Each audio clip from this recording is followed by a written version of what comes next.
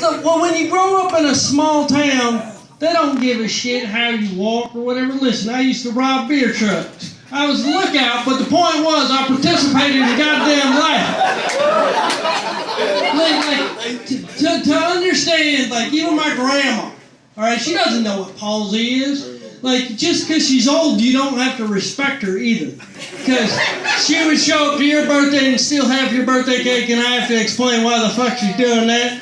And, like, to give you another example, like, anybody ever show up at Thanksgiving and your grandma's got a pee bucket right next to the Thanksgiving dinner table and everybody just act like, oh, this is normal. But she'll be like sitting around, she doesn't know what it is. She'll be like, for retards, you get around pretty damn good. That's how my grandma puts it. And I'm her favorite, so don't judge that, all right? She knows my name and everything, assholes. That's just... But that's the thing about small town America. We use our imagination. Like, we don't have much, but we use our imagination. One time we gave a dog acid, right? You guys are judging that, but what does PETA say? Treat animals like human beings. What do we do with other human beings? We give them drugs and Taco Bell. And this dog was way happier than anybody in this fucking room. This dog chased imaginary cats for 18 years. It was a good time. Like, we love animals. Small town people love animals. I'll tell you why I know this. I was in Laughlin, which is a white trash heaven, right? That's where all the white trash... We don't go to Vegas, we go to Laughlin. And this is what happened. I was doing a show, and some dude I didn't even know called my room and goes, hey, man, you got to get down here. A raccoon's about ready to fight a cat. I'm like, okay, you would have thought there would just been 4 of us. No, there was 200 white trash rednecks outside taking bets on who's going to win, the raccoon or the cat. They must have came from the Kid Rock concert or some shit. I've never seen somebody so disappointed when the raccoon and the cat didn't fight. Some old redneck was like, hey, man, that raccoon's got to get back into training or some shit. That's some bullshit. I wasted a half an hour waiting for this raccoon and cat to fight. I don't know. There's a lot of shit out there in the world. People always, I don't like them when people say, when they're going to do a war on poverty. You've actually never, when you say that shit, you've never spent any time at a goddamn Waffle House. Because I'll tell you a story. I was at a Waffle House one time, and I heard this, my waiter go, he was 15 years old. He goes to one of the customers who was 18. Goes, hey, yeah, I'm about to have a kid. I'm 15. And then the other kid was 18. He goes, don't worry about it. I got 3 of them. It's not as hard as you look. So, they're like, my theory is white trash will be here forever. We ain't going nowhere, man. Yeah, we're going to keep breaking child pregnancy and shit. That's what I love about small town people. We take pride in anything, man. I remember you guys remember AIDS awareness?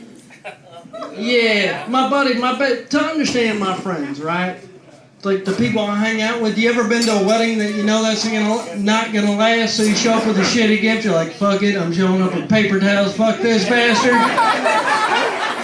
So these are my friends in a nutshell. I was with my buddy Joe Pinozzo. We were at AIDS awareness, and Joe walked up to the girl and goes, show us your boobs. She goes, I have AIDS. He goes, that had nothing to do with showing us your boobs, but shit. And somebody tried to shame us, like this Tim Tebow dude or whatever. He comes up and he goes, hey man, you guys should be ashamed of yourselves because you're #1 in teenage pregnancy and chlamydia. We start chanting like we won a state championship. We're like, we're #1. We don't have much, but we have this shit. First, like me and Joe go back a long time. Like, first time I ever got arrested, I was in 4th grade, right? Yeah, so me and Joe, we were like, I was Forrest Gump back in the day. I had braces on my legs and shit. And Joe was like, we thought this lady was a witch, right? Because she sold Mary Kay products, right? very rational. This is how we roll. And so me and Joe were sitting there trying to throw tomatoes at the trailer to run the witch out of town.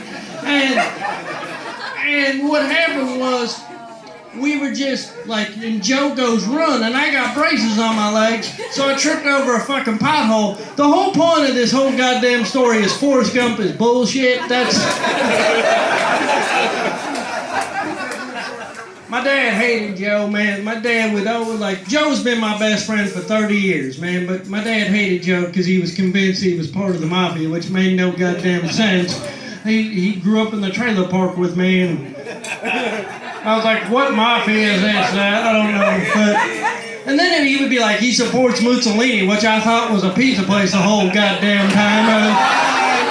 I was like, where's this pizza place at that you keep talking about?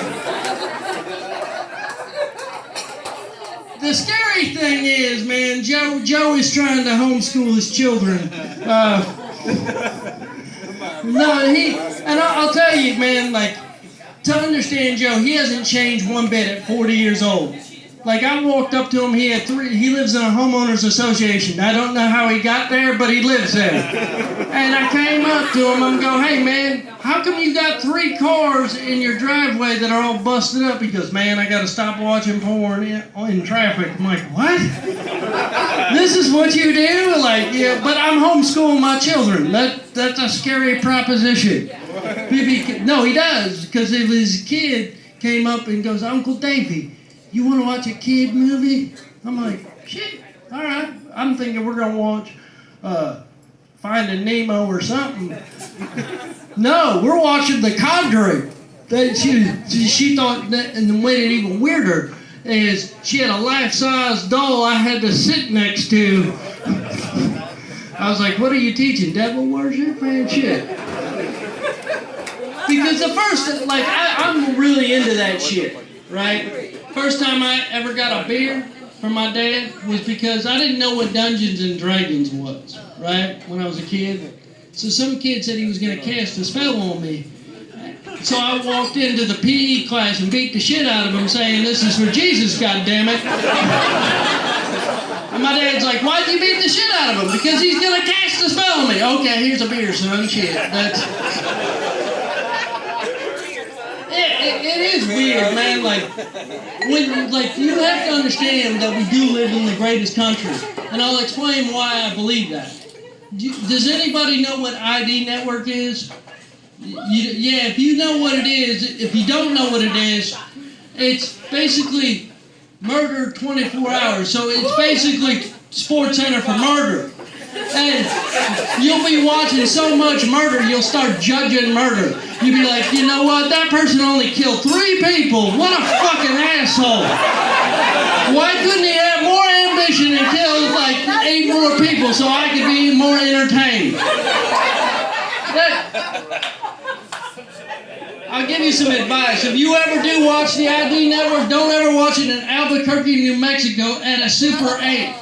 Because you'll be convinced the lady that checked you in killed 8 people by the time you leave that hotel. I got so paranoid I had to watch How to Train a Dragon on Netflix. I was just...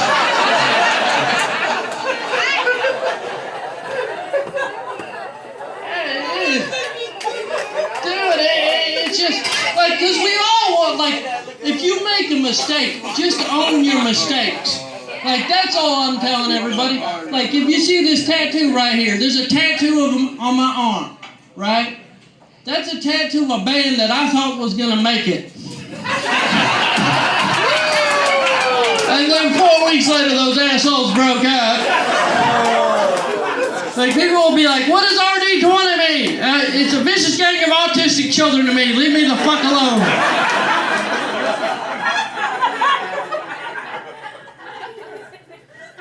Like I said, I know times are changing. I know, like, this is a happy bar, but I'm not used to that shit. I grew up in a bar named the Bloody Bucket, right? Very high, like, I'll give you a story. My Uncle Victor called me one time. He goes, hey, David, guess what we did, man? I go, what? We knocked the shit out of some golfers. Why the fuck did you beat up some golfers, Uncle Victor? Because they brought happiness into the goddamn bar.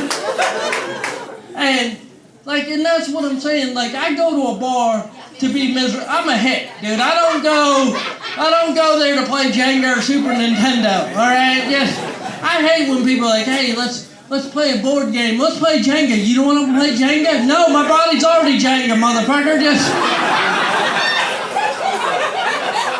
sit there and with your ankle socks. I hate dudes if you're a dude with ankle socks, I'm not sitting next to you because somehow your ankle gets up on the bar. And all I'm thinking is you couldn't afford a real sock? There's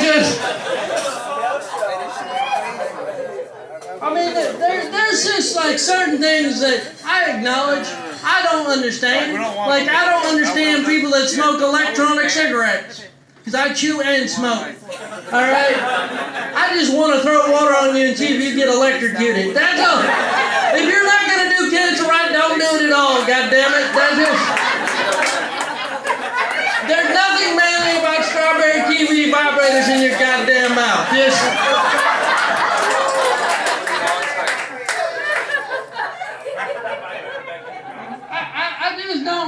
I don't pretend to know. Like, when I get into a conversation, I don't understand. I just go to Burt Reynolds movies or some other shit in my head, right?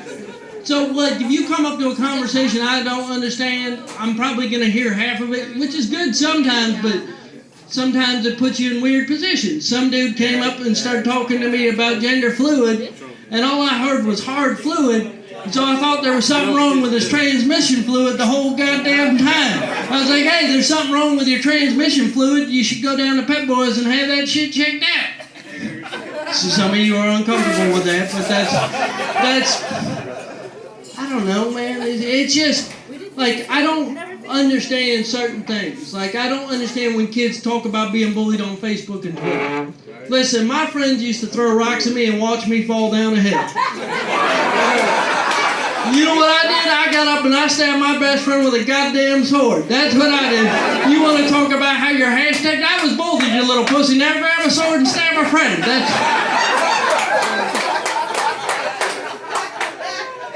That's why we'll be here forever, dude. It's about having resolve. My dad, when I first moved to LA, I thought everybody grew up like I did, right? I didn't know I was a redneck. First time somebody ever called me a redneck, I was like, I'll stab you, motherfucker. And that's how I tried to convince him I wasn't a redneck. I threatened to stab the fucker. I didn't know that was a stereotype, but...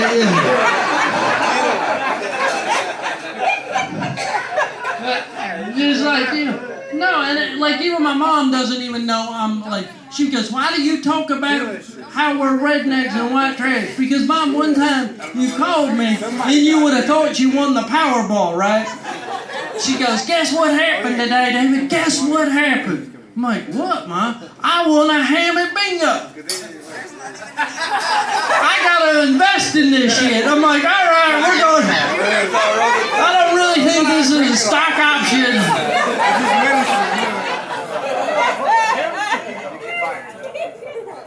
There's just certain things, man. When you live in Los Angeles, you do things to belong. I did cocaine because it was pitched to me wrong. Somebody told me that there was going to be an orgy involved, and it was just me and 3 dudes.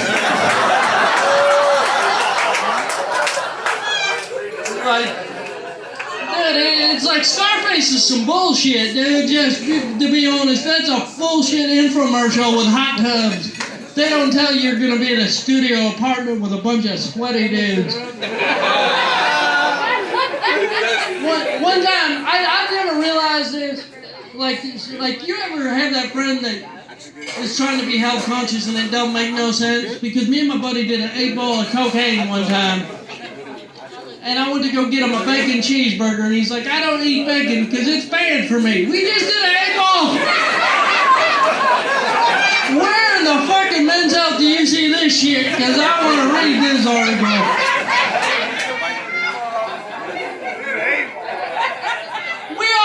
Love, man, we all do, man. As a dude that I don't want love because I want to spend I need a conscience. That's what a woman is a conscience. Because I'll tell you why I say that. Because anytime my dad came up with stupid shit, My mom be like, no, you can't turn the trailer bathroom into a fucking moonshine still. It's fucking... Because I don't want to be that dude at McDonald's doing the same goddamn magic trick. I just want somebody to tell me that's fucking stupid. And I'm going to tell you something. If there's single mothers out here, don't make your kid watch them Hallmark movies. Like, that'll fuck him up for the rest of his life. My mom used to make me watch that shit, and I'm still waiting on my creepy-ass angel to come help me out. You know, they'll follow it up with a creepy-ass angel story, and then ID Network, How to Murder Your Husband. It's really fucking confusing. I don't know, man. Like, there's just certain things that you just... Like when I first, like I said, when I first moved to LA, I thought everybody grew up like I did. I thought everybody was a ring bearer at their parents' wedding. That's what I thought.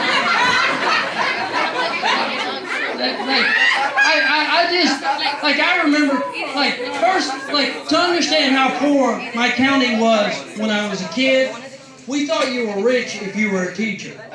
If you bought something, it would be like, that dude's got some teacher fucking money, man. You're the first crowd to woo that. All right, we got a bunch of poor motherfuckers right here.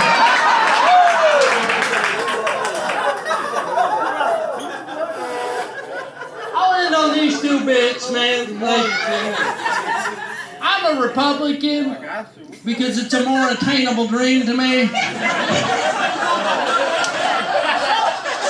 I'm going to be honest with you. I don't hate Trump, but when they said uneducated people were voting for Trump, I couldn't vote for him, so I had to break the stereotype, right? But I'm a Republican because it's a more attainable dream, because a Republican just wants to shoot an intruder. It doesn't matter where the fuck he lives. He could be in a studio apartment and he'd be like, I wish a motherfucker would come in here, touch my top ramen. I got a Mossberg on the other side for that motherfucker right now.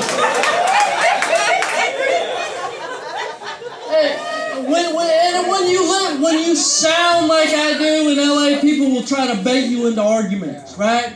This girl tried to bait me into an argument, and anytime somebody tries to bait you into an argument, just flip it on them.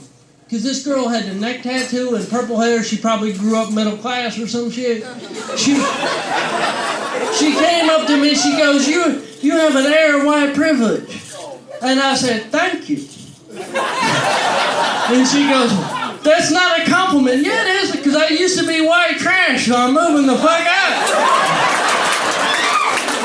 You're making me sound like I'm an aristocrat and I read books and shit and smoking them electronic cigarettes and have ankle socks. Thank you. God bless you.